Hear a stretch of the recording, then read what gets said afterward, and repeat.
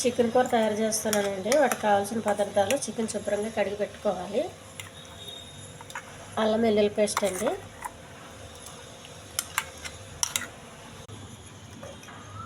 కారం అండి, చికెన్ సరిపడగా కారం, మనం కొంచెం ఎక్కువ తింటే ఎక్కువ వేసుకోవాలి, పసుపు,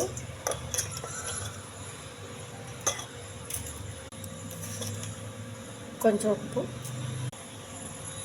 కొంచెం గరం మసాలా అండి. ఇంక చికెన్ వండేటప్పుడు ఏమి వేయద్దు, ఒకసారి వేసి పెట్టేసుకుంటే సరిపోతుంది.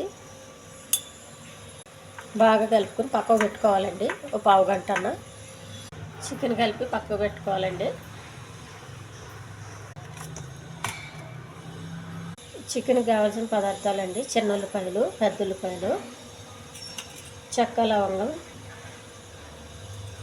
బిర్యానీ ఆకు, కొబ్బరి, టమాటా, కొత్తిమీర, పుదీనా, కొంచెం నూనె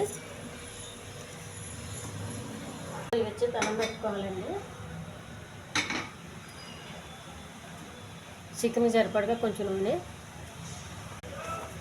కరివేపాకు, చిన్న ఉల్లిపాయలండి, కొబ్బరి, పెద్ద ఉల్లిపాయ ముక్కలు, మసాలా దినుసులు, బిర్యానీ ఆకు,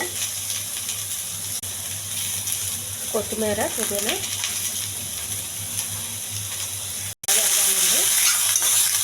బాగా ఎగినాయండి. చికెన్ వేసేయాలి,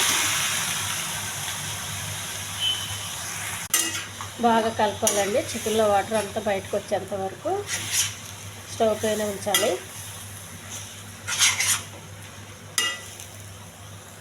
మూత పెట్టాలండి చికెన్లో వాటర్ బయటకు వచ్చే వరకు. చికెన్లో వాటర్ బాగా బయటకు వచ్చిందండి. టమాటా వేయాలి,